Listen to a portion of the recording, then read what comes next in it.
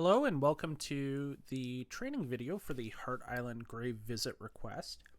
Today I'm going to be walking through what you need to fill out for required fields when making your Hart Island Grave Visit request. Okay, so we're going to walk through each field here. So when you do open the visitation request, there will be a number of different fields that are marked with red asterisks. Each of those fields will be required for you to successfully fulfill your request and submit that to New York City Parks. Okay. So the first couple of fields here is asking for your name. So I'm going to put in my name here. So first and last name is going to ask you for your contact number. So you would put your area code, the first 3 digits, and then the last 4 digits of your phone number, your email address,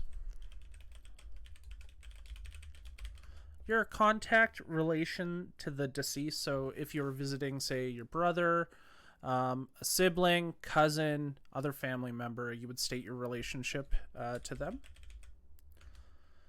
You're going to list out who you are visiting on Hart Island. If you need help finding those individuals, you can always look at the loved one lookup for Hart Island, and you can also reach out to the associated contact information to find individuals if you are having trouble finding somebody on Hart Island. So for today, I'm just making somebody up. We're saying we're visiting Bob Williams, and Bob's date of death, we'll say, was September 3rd, 2021. And of course, you would find this information in the Hart Island Loved One lookup to fulfill that, okay?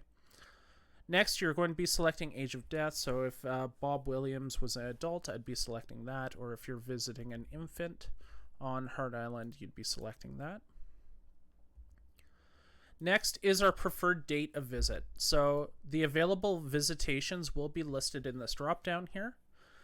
You'll select the day that you would like to visit, and let's say that I want to visit on the 4th of October here. And then it will offer you some times that are available that day. So right now for the 4th of October, 2025, the 10 a.m. and 1 p.m. visitation times are available. So let's say that I would like to visit at 10 a.m.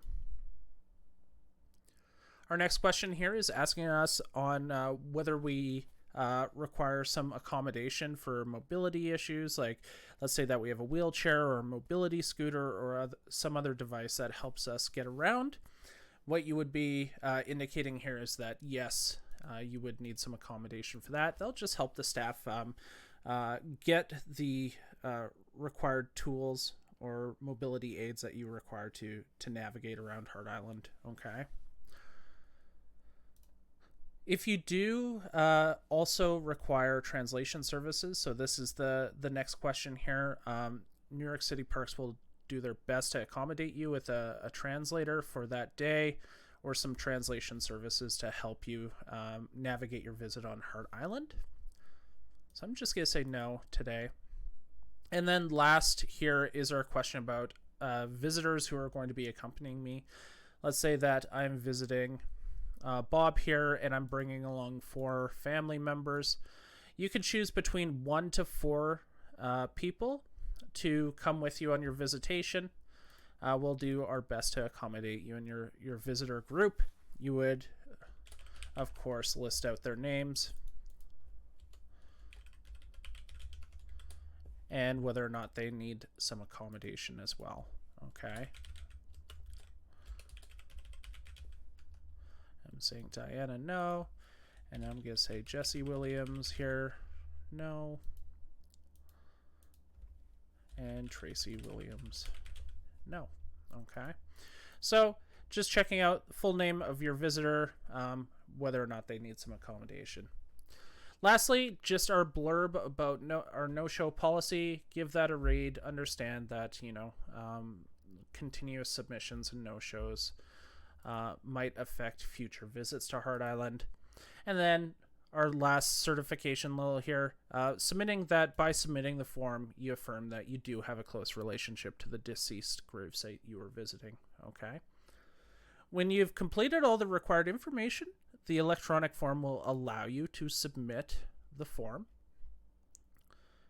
you'll get a notification here saying thank you, your form is submitted, and an email will be accompanied with that to the email contact information letting you know that your form has been received.